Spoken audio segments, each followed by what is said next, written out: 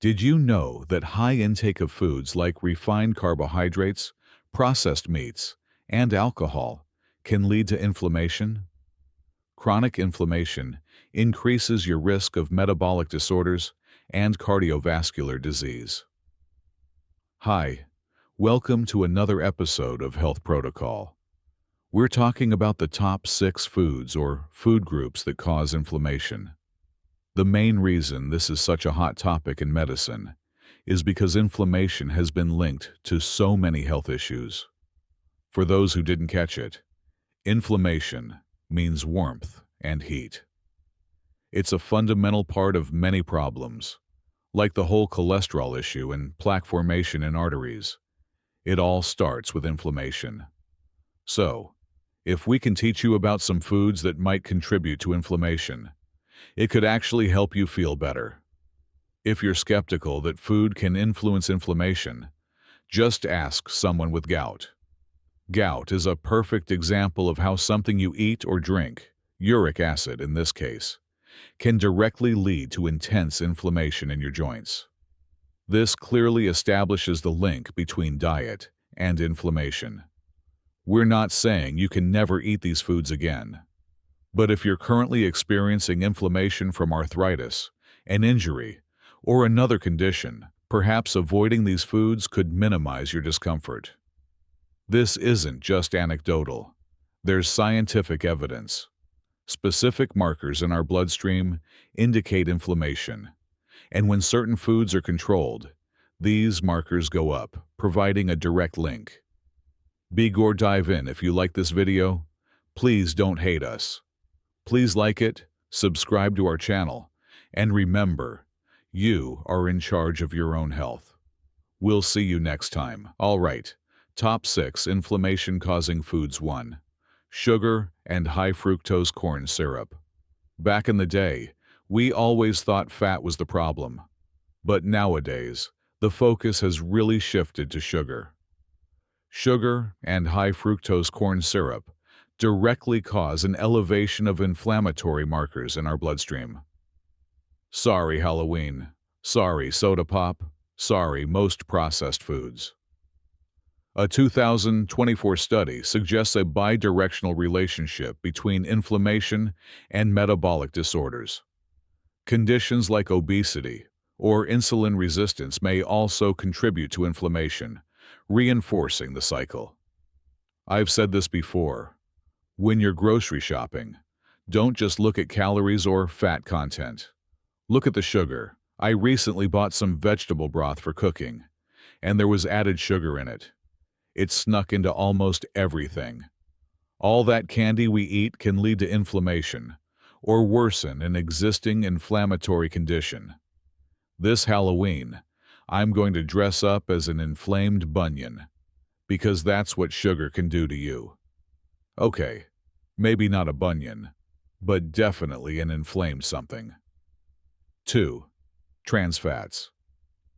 Trans fats are another very common culprit highlighted in the media. What are they?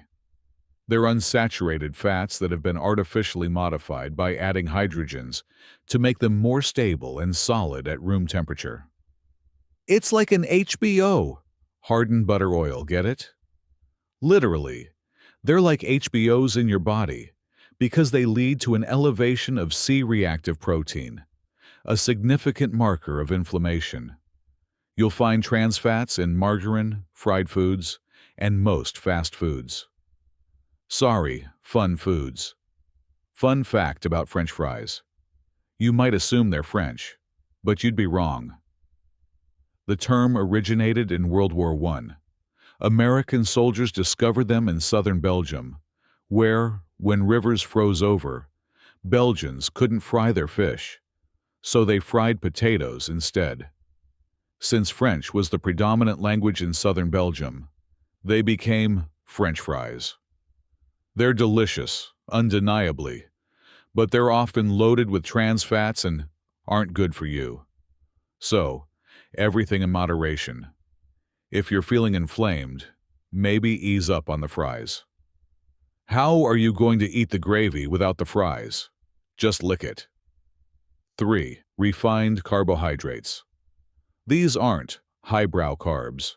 Refined here means all the good stuff, particularly the bran, germ, and fiber, has been stripped out. Refined carbohydrates are basically white foods. White pasta, white bread, white rice. We should try to avoid these. Think of them as snobby carbs. The reason they're problematic is their high glycemic index. This means they cause your blood sugar to spike rapidly after you eat them. They're graded as high on the glycemic index scale and cause issues for us. Many people notice that after eating a soft, gooey baguette, they feel a bit odd, almost like a sugar rush.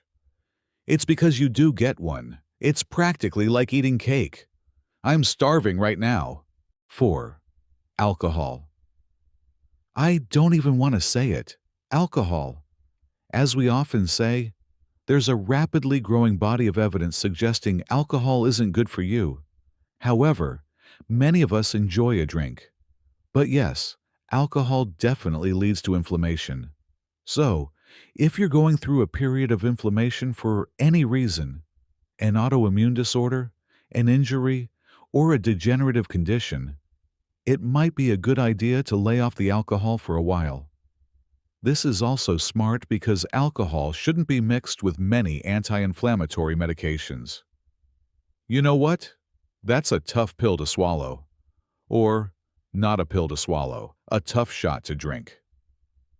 Alcohol has also been shown to elevate that C-reactive protein marker of inflammation. Some might ask, what if I mix it with something healthy, like a green smoothie with fruit? You might think the antioxidants in the fruit would negate the alcohol's inflammatory effects, but no evidence for that.